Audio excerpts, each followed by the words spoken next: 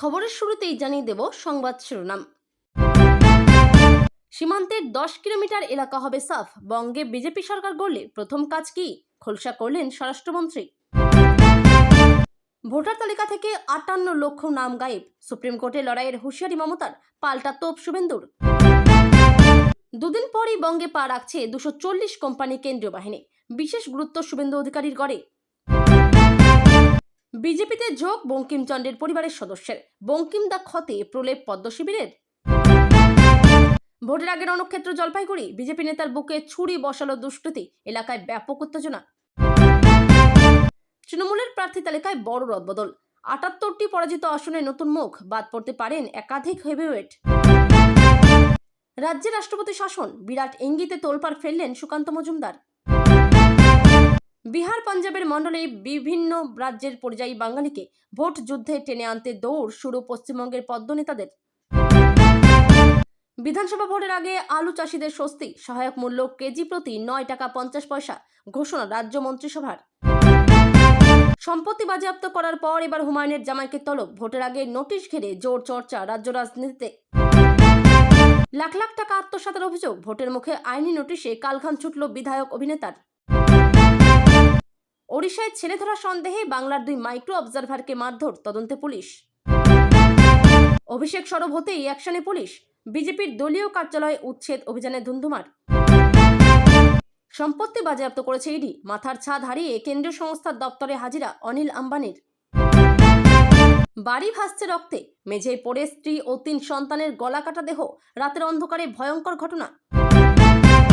বেলডাঙ্গা কাণ্ডে ধৃত 31 জনকে আদালতে পেশ। 7 জনকে নিজেদের হেফাজতে চাইল এনআইএ। প্রশ্ন তুলল রাজ্য। শিলিগুড়িতে ধুন্ধুমার। বিজেপির সমর্থিত জনজাতি মিছিলে লাঠিচার্জ পুলিশের। আহত বেশ কয়েকজন, আটক 16। কলকাতা পুরসভা আয়োজিত ইফতার দাওয়াতে মুখ্যমন্ত্রী, পাশে জুনমালিয়া, ফিরহাদ হাকিম। সামনের মাসের 5 তারিখেই ছিল পরীক্ষা। হোস্টেল রুম থেকে উদ্ধার ডাক্তারি পড়ুয়ার মৃতদেহ। মর্মান্তিক ঘটনা নদিয়ার কল্যাণী জেএনএম হাসপাতালে। দেহ থেকে আলাদা হয়ে গেল মাথা। দীঘা নন্দকুমার জাতীয় সড়কে ভয়াবহ দুর্ঘটনা। মৃত্যু 2 বাইক আরোহীর। মসজিদ বানিয়ে ভেদাভেদ করা হচ্ছে মুসলিমদের মধ্যে। ইমামের নিন্দা মমতার সামনে। নিশানায় হুমায়ুনের বাবরি তৈরির প্রকল্প। হাওড়ার পিলখানায় প্রমোটার খুনে আফগান যোগ। তদন্তে বিস্ফোরক তথ্য পেল পুলিশ। এসআইআর পর্বে মৃতদের পরিবারের সদস্যকে চাকরি। মন্ত্রিসভার বৈঠকে বড় সিদ্ধান্ত। 1 তারিখ থেকেই আইন শৃঙ্খলায় কাজে লাগানো যাবে বাহিনীকে, যদি ডিএম এসপিরা চান, জানালেন সিইও। বাবার দুরারোগ্য এইচআইভিতে আক্রান্ত। স্কুল থেকে বের করে দেওয়া হলো 4 বছরের শিশুপুত্রকে। হ্যাকারদের দখলে সরাসরি মুখ্যমন্ত্রীর ইনস্টাগ্রাম। 47 জনকে পাঠানো হয়েছে মেসেজ। হাওড়ায় প্রমোটার খুনে মূল অভিযুক্ত হারুন এখনো অধরা। আগে থাকতেন আফগানিস্তানে, দাবি করল নিহতের পরিবার। বিচার মেলেনি আলিমুদ্দিনে। এবার সিপিআইএম ঘনিষ্ঠ আইনজীবীর বিরুদ্ধে থানায় যৌন হেনস্থার অভিযোগ নির্যাতিতার। কাঁপছে পাহাড়। 20 দিনে 50 বার ভূমিকম্প সিকিমে। বৃহস্পতিবার জোড়া কম্পনে ত্রস্ত উত্তরবঙ্গ।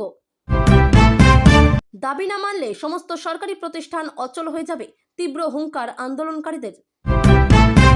সীমান্তের 10 কিলোমিটার এলাকা হবে সাফ। বঙ্গে বিজেপি সরকার গড়লে প্রথম কাজ কি, খোলসা করলেন স্বরাষ্ট্রমন্ত্রী। পাকজেলে বন্দি নামখানার 3 মৎস্যজীবী। অভিষেকের নির্দেশে পরিবারের পাশে দলীয় সাংসদ বিধায়করা।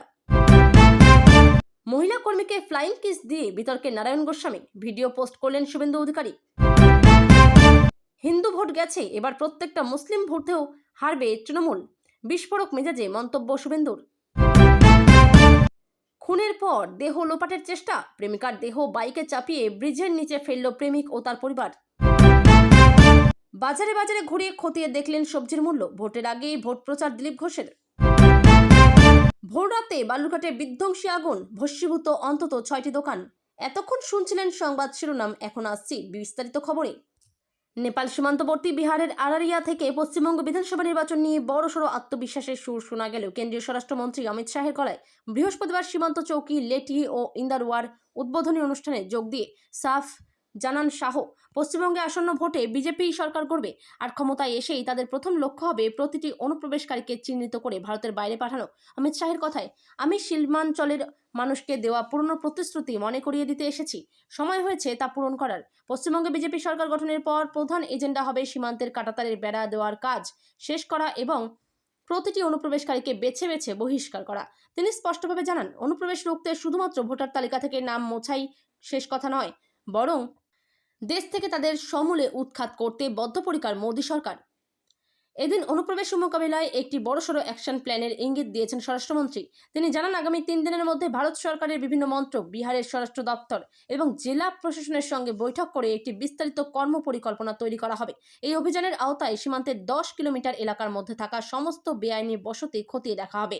এসএসবির অফিসারদের একটি নির্দিষ্ট এসওপি তৈরির নির্দেশ দিয়ে শাহ বলেন, অনুপ্রবেশকারীরা দরিদ্র মানুষের খাবার এবং কর্মসংস্থান কেড়ে নিচ্ছে, যা দেশের নিরাপত্তার জন্য বড় চ্যালেঞ্জ। পশ্চিমবঙ্গ ও বিহার সীমান্তকে অনুপ্রবেশ মুক্ত করাই এখন কেন্দ্রের পাখির চোখ। বঙ্গে ভোটের বাদ্যি বাজার আগেই ভোটার তালিকা সংশোধন নিয়ে রণক্ষেত্র রাজ্য রাজনীতি। ভবানীপুরের সভা থেকে মুখ্যমন্ত্রী মমতা বন্দ্যোপাধ্যায় বিস্ফোরক অভিযোগ তুলেছেন যে ভোটার তালিকা থেকে প্রায় 58 লক্ষ মানুষের নাম বাদ দেওয়ার ষড়যন্ত্র চলছে। এই অন্যায়ের বিরুদ্ধে তিনি সুপ্রিম কোর্ট পর্যন্ত লড়াই চালিয়েছেন বলে দাবি করেন।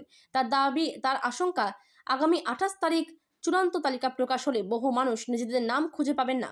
মুখ্যমন্ত্রীর এই আক্রমণের পাল্টা জবাব দিতে দেরি করেননি বিরোধী দলনেতা শুভেন্দু অধিকারী। নন্দীগ্রামের মাটি থেকে মমতা বন্দ্যোপাধ্যায়কে তীব্র আক্রমণ করে তিনি প্রশ্ন তোলেন, সবই যদি ঠিক থাকে তবে মুখ্যমন্ত্রীকে কেন বারবার সুপ্রিম কোর্টে ছুটতে হচ্ছে?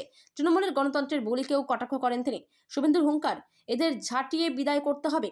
28 তারিখের ভোটার তালিকা প্রকাশকে কেন্দ্র করে একদিকে মমতা বন্দ্যোপাধ্যায়ের ষড়যন্ত্র তত্ত্ব এবং অন্যদিকে শুভেন্দু অধিকারীর বিদায় ঘণ্টা, সব মিলিয়ে তপ্ত বাংলার রাজনৈতিক মহল। ভোটারদের নাম বাদ দেওয়া নিয়ে এই সংঘাত আগামী দিনে কোন মোড় নেয় সেটাই এখন দেখার। শিউরে বিধানসভা নির্বাচন, তার মধ্যেই বাংলা জুড়ে এসআইআর প্রক্রিয়া, যা নিয়ে বিস্তর বিতর্ক তৈরি হয়েছে রাজ্য রাজনীতিতে। আগামী 28 ফেব্রুয়ারি চূড়ান্ত ভোটার তালিকা প্রকাশ করবে নির্বাচন কমিশন। এবার তার মধ্যে নয়া সংযোজন 1 মার্চ। রবিবার 240 কোম্পানি বাহিনী বাংলায় এসে পৌঁছবে বলে সূত্রের খবর।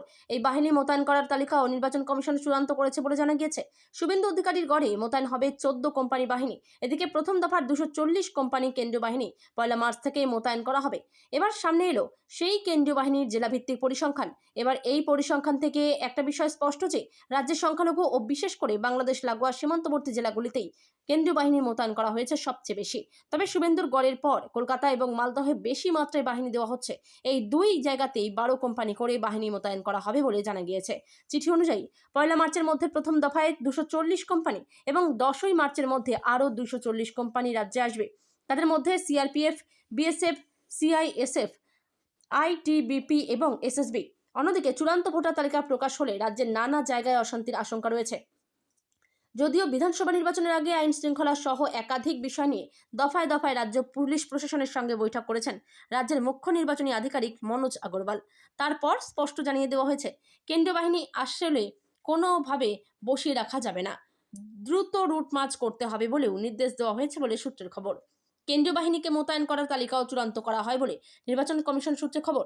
চূড়ান্ত ভোটার তালিকা প্রকাশের পর অশান্তি হলে সেখানে কেন্দ্রীয় বাহিনীকে জ্বালিয়ে দেওয়া হবে বলে মনে করা হচ্ছে, যা নিয়ে চর্চা তুঙ্গে উঠেছে। বন্দে মাতরম গান রচনার 150 বছর উপলক্ষে সংসদের শীতকালীন অধিবেশনে প্রধানমন্ত্রী নরেন্দ্র মোদীর বঙ্কিমচন্দ্র চট্টোপাধ্যায়কে বঙ্কিম দা বলে সম্বোধন করেন। বাংলার মনীষীকে অপমানের অভিযোগে বিস্তার সমালোচনার মুখে পড়ে বিজেপি।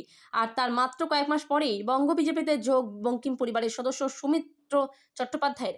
বৃহস্পতিবার সল্টলেকের বিজেপি কার্যালয়ে কেন্দ্রীয় মন্ত্রী ভূপেন্দ্র যাদব ও বঙ্গ বিজেপির সভাপতি শ্রমিক ভট্টাচার্যের উপস্থিতিতে পদ্ম শিবিরের পতাকা হাতে তুলে নেন তিনি। বিধানসভা ভোটমুখী বাংলায় বঙ্কিম দা ক্ষতে প্রলেপ দেওয়াই কি পদ্ম শিবিরের লক্ষ্য? স্বাভাবিকভাবেই তা নিয়ে চলছে জোর চর্চা। সল্টলেকের বিজেপি কার্যালয়ে কেন্দ্রীয় মন্ত্রী ভূপেন্দ্র যাদব ও বঙ্গ বিজেপির সভাপতি শ্রমিক ভট্টাচার্যের উপস্থিতিতে পদ্ম শিবিরের পতাকা হাতে তুলে নেন তিনি। বিজেপিতে যোগদানের পর সুমিত্র চট্টোপাধ্যায় রাজ্য সরকারের কর্মসংস্থান নীতি নিয়ে প্রশ্ন তোলেন। তিনি বলেন, এমপ্লয়মেন্ট এক্সচেঞ্জের সঙ্গে যুক্ত লক্ষাধিক যুবকের তথ্য একটি প্রশাসনিক নির্দেশে মুছে ফেলা হয়। তার পরিবর্তে এমপ্লয়মেন্ট ব্যাংক গঠন করা হয়, যেখানে প্রায় 40 লক্ষ যুবক নথিভুক্ত হয়েছিলেন। পরবর্তীতে যুবশ্রী প্রকল্প চালু করা হয়, যা পরে বন্ধ করে দেওয়া হয়। বর্তমানে বেকার যুবকদের জন্য যুবসাথী প্রকল্প চালু করা হয়েছে, যা যুব সমাজের প্রকৃত কর্মসংস্থানের প্রয়োজন মেটাতে ব্যর্থ। সুমিত্র বাবুর হাতে দলীয় পতাকা তুলে দেওয়ার পর লোকসভা নির্বাচনের নির্ঘণ্ট প্রকাশের আগেই উত্তপ্ত হয়ে উঠল উত্তরবঙ্গ। বুধবার রাতে জলপাইগুড়ির হলদিবাড়ি ব্লকের নগর সাহেবগঞ্জ লীলাহাটি গ্রামে এক বিজেপি নেতাকে লক্ষ্য করে প্রাণঘাতী হামলার ঘটনায় ছড়িয়েছে তীব্র চাঞ্চল্য। আক্রান্ত নেতার নাম তপন রায়। তিনি পাড় মেখলিগঞ্জ গ্রাম পঞ্চায়েতের বিজেপি পরিচালিত পঞ্চায়েত সমিতির সদস্য। বর্তমানে আশঙ্কাজনক অবস্থায় জলপাইগুড়ি মেডিকেল কলেজে চিকিৎসাধীন তিনি।